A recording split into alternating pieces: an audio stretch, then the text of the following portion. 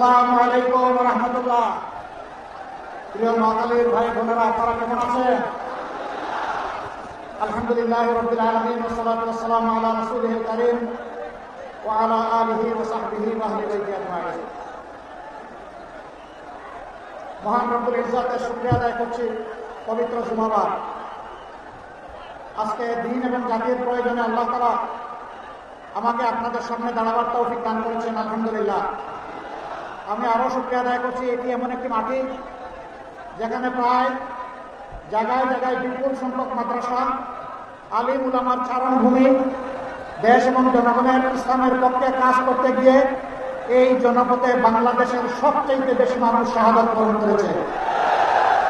আমি সেই শহীদ ঈদগায় আজকে দাঁড়াতে পেরে আরেকবার আল্লাহ তাআলার শুকরিয়া আদায় করছি, আলহামদুলিল্লাহ।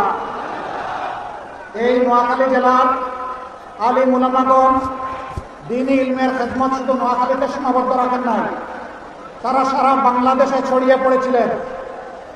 জাফলং থেকে সুন্দরবন আর টেকনাফ থেকে তেঁতুলিয়া, আপনি যেখানেই যাবেন সেখানে গিয়ে আপনি জানতে পারবেন যে তাদের আদি পুরুষদেরকে ইসলামী দ্বীনি শিক্ষা দিয়েছেন নোয়াখালীর মানুষেরা, আলিম উলামারা। আপনারা সেই গর্বিত এলাকার মানুষ। মহান আল্লাহ তাআলার দরবারে দোয়া করি, এই সমস্ত আলিম উলামা, মাদ্রাসা, মসজিদের উসিলায়, খানকার উসিলায় আল্লাহ রাব্বুল আলামিন দুনিয়ায় আপনাদের সম্মান এবং ইজ্জত আরো বৃদ্ধি করে দিন। দুনিয়ার এমন কোনো সভ্য দেশ নাই যেখানে নোয়াখালীর কিছু মানুষ পাওয়া যাবে না। এটি আপনাদের কৃতিত্ব। এই এলাকার মানুষ লড়াকু মানুষ, তারা সামান্য কিছু থেকে ভয় পায় না, বরঞ্চ তারা ভয়কে জয় করতে জানে। আপনারা রিয়েলি বীর। আমি বীরদেরকে আরেকবার আমার অন্তরের অন্তঃস্থল থেকে অভিনন্দন জ্ঞাপন করছি। মহান আল্লাহ শুকরিয়া আদায় করে তাকবীর দেই, আসুন। লিল্লাহি তাকবীর, লিল্লাহি তাকবীর। সম্মানিত ভাই বোনেরা, বলছিলাম জুমার দিন বেশি কথা বলার সুযোগ নেই, মৌলিক কতগুলা কথা বলেই এরপরে লক্ষ্মীপুরের দিকে ইনশাআল্লাহ যাওয়ার চেষ্টা করবো। আল্লাহ যেন নিরাপদে পৌঁছে দেন, আপনারা দোয়া করবেন। এই ৫৬,০০০ বর্গমাইলের প্রতি ৩ ইঞ্চি মাটিকে আমরা ভালোবাসি। ১৮ কোটি মানুষের প্রত্যেককে আমরা ভালোবাসি। এই দেশে মুসলমান, হিন্দু, বৌদ্ধ, খ্রিস্টান, আমি বুঝতে পারছি এইদিকে আমার ভাইদের একটু কষ্ট হচ্ছে। সামনে মিডিয়ার লোকেরা দাঁড়ায় আছে, পিছন থেকে প্রতিবাদী কণ্ঠ শুধু বলেন বসেন বসেন। আর আমি আপনাদেরকে বলি যে আপনারা বসে যান। পিছনে যারা দাঁড়িয়েছেন তারা বসে যান। তারা হয়তো আমাকে দেখবেন না, আপনারা মনোযোগ দিয়ে কথাগুলো শুনুন। আল্লাহ আপনাদের দিলের চোখ খুলে দিন, যাতে আপনারা দিলের চোখ দিয়ে দেখতে পারেন। আর সাংবাদিকদেরকে তাদের পেশাগত দায়িত্ব পালন করার সুযোগ দেন। ধন্যবাদ, আপনারা বসে গেছেন, অসংখ্য ধন্যবাদ। সম্মানিত নোয়াখালীবাসী, বলছিলাম যে আমরা প্রতি ইঞ্চি মানুষ আর প্রতি ইঞ্চি মাটি আর প্রত্যেকটা মানুষকে ভালোবাসি।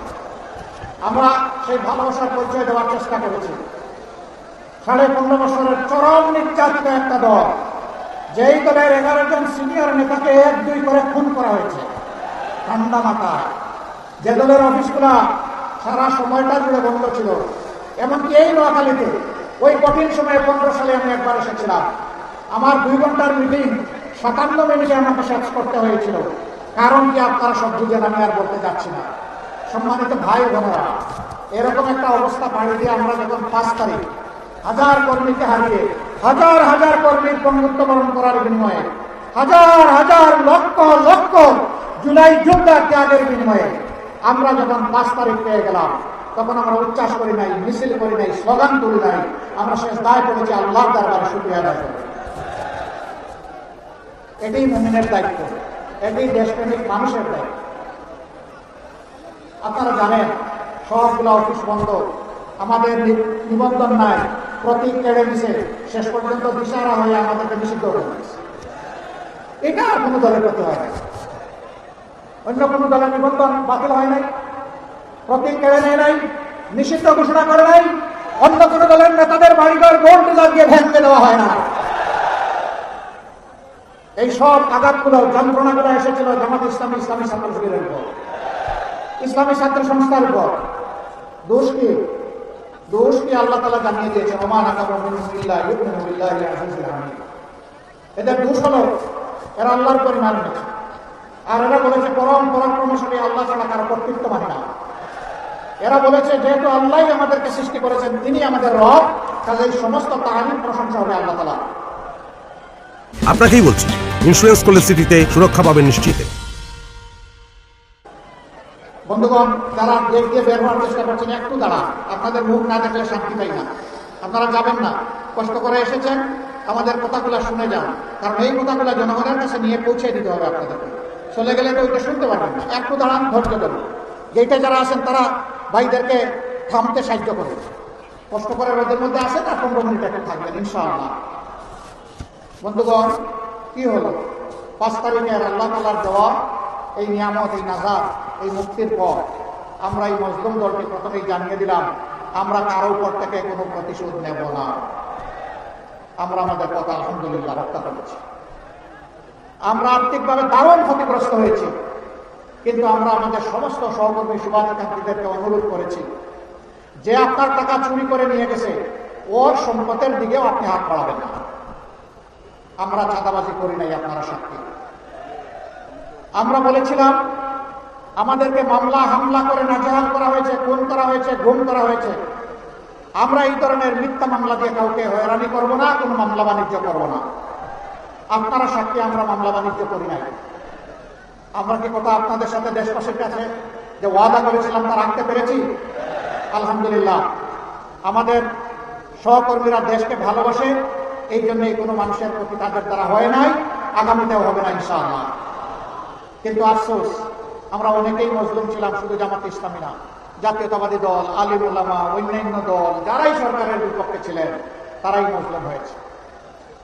কাউকে খুন করা হয়েছে, কাউকে গুম করা হয়েছে, কাউকে আয়না করে ঢুকে দেওয়া হয়েছে, কারো ব্যবসা প্রতিষ্ঠান লুটপাট করা হয়েছে, কাউকে মামলা দিয়ে দফায় দফায় জেলে পাঠানো হয়েছে। আমরা আশা করেছিলাম যেমনটা দেশকে ভালোবাসে আমরা দায়িত্ব নিয়েছি, আমরা পাহারা দেওয়া শুরু করেছিলাম বিভিন্ন ধর্মীয় প্রতিষ্ঠান, যে সমস্ত ঝুঁকিপূর্ণ স্থাপনা, সরকারি স্থাপনা, মানুষের বাড়িঘর, সবাই মিলে আমরা এই কাজটা করবো দেশকে ভালোবাসি। কেউ কেউ করতে পারেন না, এটা তাদের ব্যাপার। যারা দেশকে ভালোবাসার প্রমাণ দিতে পেরেছেন, ইনশাআল্লাহ আগামী তাদের হাতে যদি দেশ আসে, তাহলে ভালোবাসার একটা দেশ তৈরি করা সম্ভব। কিন্তু যারা ধৈর্য ধরতে পারেন নাই, বিভিন্ন অপকর্মে জড়িয়ে পড়েছেন, আল্লাহর কসম, ক্ষমতায় যাওয়ার আগে দেশের জনগণ যাদের হাতে নিরাপদ নয়, ক্ষমতায় যাওয়ার পরে আরো বেশি ঝুঁকিপূর্ণ হয়ে পড়বে জনগণ। মানুষ বুঝতে পেরেছে, তাই সারা বাংলায় এখন বাঁধ ভাঙ্গা জোয়ার শুরু হয়েছে ন্যায় এবং ইনসাফের পক্ষে। শুধু নোয়াখালী না, আপনারা মনে করতে পারেন এটা বোধহয় শুধু নোয়াখালীতে না, সারা বাংলায় জনগণ দেখতে পাচ্ছে, আমরা যেখানে যাচ্ছি সেখানে মানুষের ভালোবাসা দেখতে পাচ্ছি। বিশেষ করে জুলাই যুদ্ধে যারা করেছে সেই যুব সমাজ, আলহামদুলিল্লাহ, আজকে তারা মুখিয়ে আছে নতুন একটি বাংলাদেশ 13 তারিখ থেকে দেখার জন্য।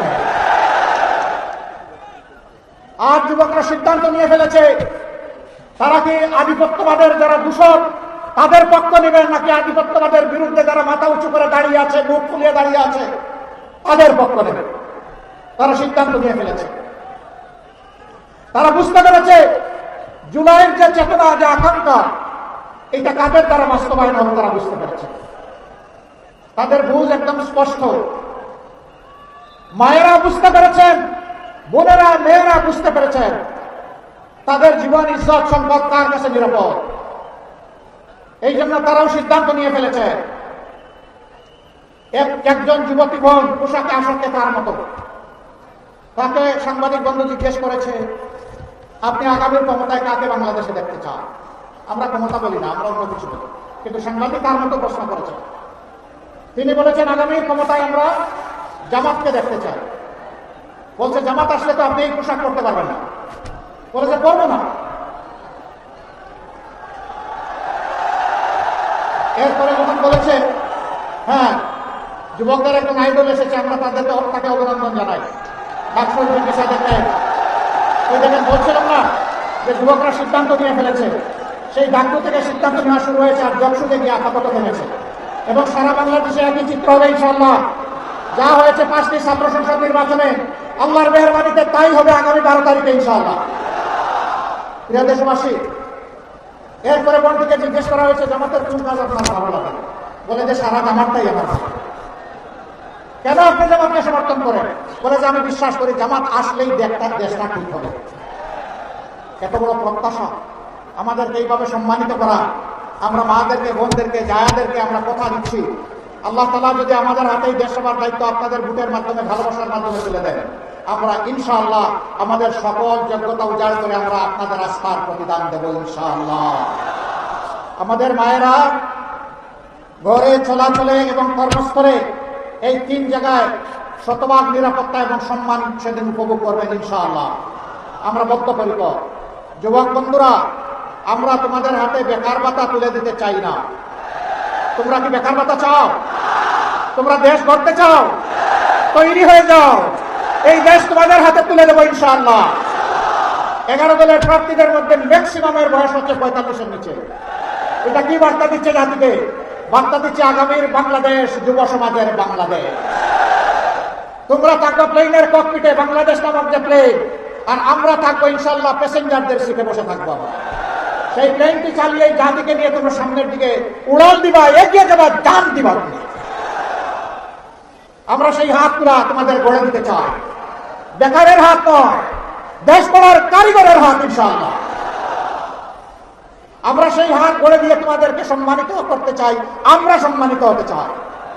সেদিন প্রত্যেকটা যুবক যুবতী বলবে আমি বাংলাদেশ, আমাকে দেখে নাও বাংলাদেশটা কেমন। আমরা সেই দেশ করতে চাই। আপনারা সবাই প্রস্তুত? যুবকরা প্রস্তুত? আচ্ছা, যুবকরা আসেন, একটু হাত তুলেন দেখি। মাশাআল্লাহ, আমি সহ সবাই যুবক, আমি সহ সবাই যুবক।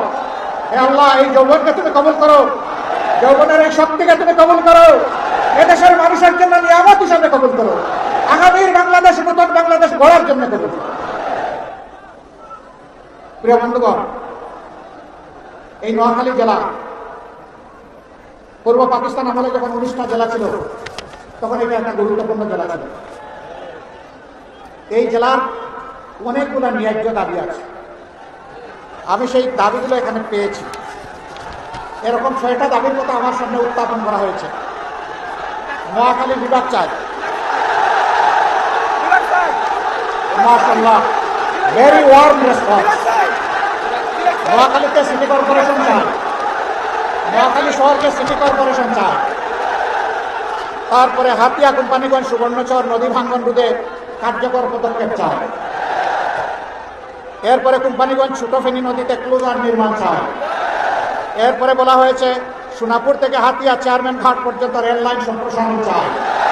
এরপরে বলা হয়েছে সুবর্ণচরে একটা পৌরসভা চাই। সুবর্ণচর এইটাকে হাতিয়ার না ওই দিকের জায়গা? আমি যেখানে গিয়েছিলাম সেখানে অন্যটা? হ্যাঁ, আমি যেখানে গিয়েছিলাম, হ্যাঁ, আমি একজন দুতিনি মায়ের দরবারে পৌঁছার চেষ্টা করেছিলাম, যাকে হায়ানারা কষ্ট দিয়েছিল একটা সিম্বলে 18 সালে ভোট দেওয়ার কারণে। ওই মায়ের সম্মানে সেখানে আমরা নির্বাচিত হলে পৌরসভা করবো ইনশাআল্লাহ, ওই মাকে সম্মানিত করার জন্য ইনশাআল্লাহ তাআলা আজিম। আপনাদের এই 6টা দাবি আমি বুঝতে পারলাম যে নোয়াখালীবাসীর প্রাণের দাবি।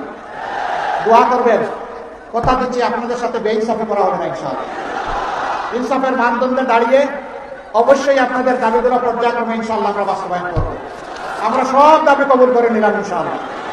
আল্লাহ তাআলা আমাদেরকে এই অঙ্গীকার পূরণের জন্য বিশেষভাবে যেন সাহায্য করে। প্রিয় নোয়াখালীবাসী, আমরা একটা দুর্নীতিমুক্ত, চাঁদাবাজ মুক্ত, দুঃশাসন মুক্ত বাংলাদেশ চাই। আমরা চাই না 15.5 বছরের সেই দুঃশাসন আবার বাংলাদেশে ফিরে আসুক। যদি আমরা না চাই তাহলে 12 তারিখ 2টা ভোট। প্রথম ভোটটা হবে ইনশাআল্লাহ সংস্কারের পক্ষে হাত। প্রথম ভোটটা কি ভোট হবে? আ মানে আজাদি, না মানে গুলামি। আজাদি না গুলামি, আজাদি না গুলামি। সম্মানিত ভাইরা, এরপরে যা স্পষ্টভাবে বলতে চাই, ইনসাফের প্রতীক দাঁড়িপাল্লার সাথে আরো 10টা প্রতীক যুক্ত হয়েছে।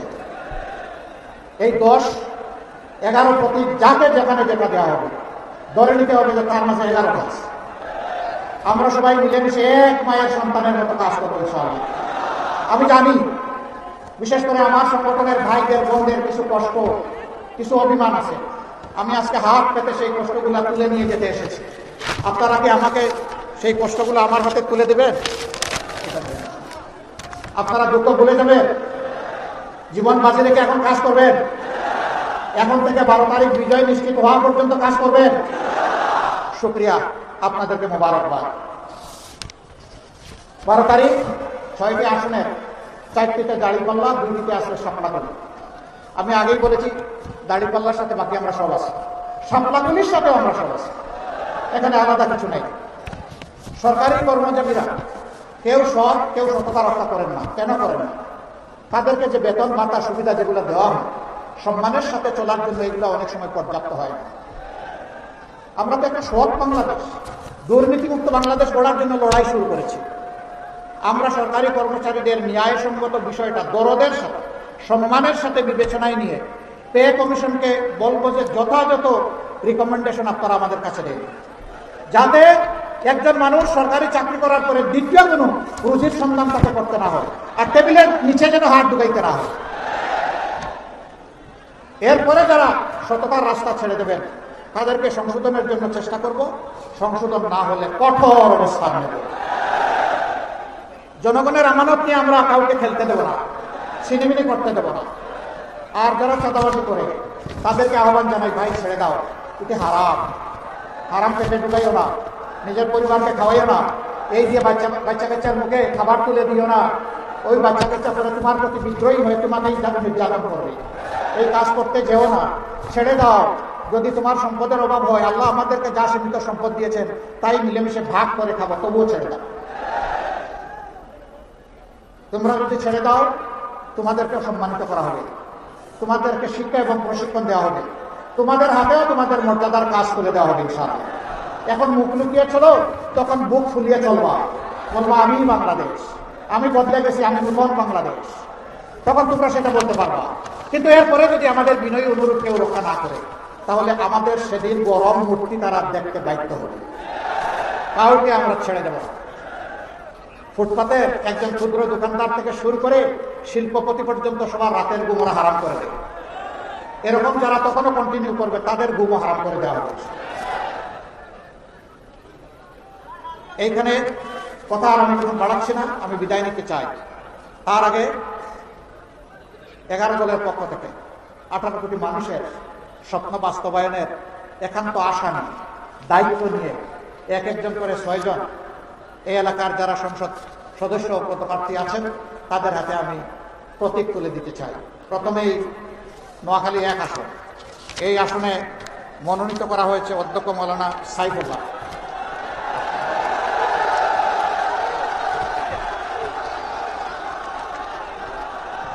আমরা ঐক্যবদ্ধ বাংলাদেশ, একটা প্রতীক ইনশাল্লাহ 4 জনের হাতে যাবে। ধরেন শক্ত করে, জনগণের ওজন বহন করতে হবে, হালকা ধরলে হবে না, মুষ্টিবদ্ধ শক্ত করে ধরেন। ইয়েস, ইনসাফের প্রতীক দাঁড়িপাল্লা।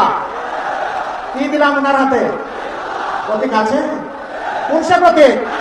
আরো জুড়ে, এখন থেকে 12 তারিখ সকাল সন্ধ্যা ইনশাআল্লাহ বিজয় হবে। মাশাআল্লাহ, ইনশাআল্লাহ, ইনশাআল্লাহ বিজয় ছিনিয়ে নিয়ে তারপরে করে দেবেন ইনশাআল্লাহ। তারপরে নোয়াখালী 2 আসন, এই আসনে আমাদের বন্ধু সংগঠন, জুলাই যুবকদের সংগঠন, এনসিপির মনোনীত এবং আমাদের সকলের সমর্থিত সুলতান মোহাম্মদ জাকারিয়া। আনো নাই? আচ্ছা আমি দিচ্ছি, তুমি হাত কিছু করো। আমার এই হাতটা হচ্ছে শাপলাকলি, ধরো তুমি আমার হাতে, আমার হাতে ধরো, হ্যাঁ ধরো, এই নিচে ধরো, হ্যাঁ। এই হাতটা কি? আপনারা সবাই শাপলাকলিতে থাকবেন ইনশাল্লাহ। মার্কাটা কি রে ভাই? সারাদিন 12 তারিখ ইনশাল্লাহ বিজয় হবে, মাশাআল্লাহ। এরপরে নোয়াখালী 3, এই আসনে জনাব মাওলানা বুরহানুদ্দিন, আমরা তার হাতে বিজয়ের ইনসাফের প্রতীক এই দাঁড়িপাল্লা তুলে দিচ্ছি।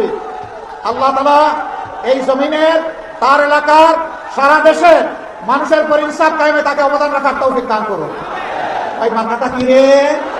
আরো জুড়ে জোরসে বলুন। সারাদিন 12 তারিখ সকাল সন্ধ্যা সবাই মিলে ইনশাআল্লাহ বিজয় হবে, মাশাআল্লাহ, জাযাকুমুল্লাহু খায়রা।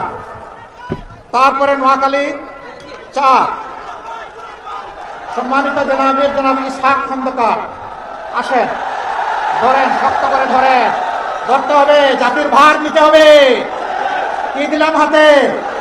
মার্কা আছে, কোনসে মার্কা?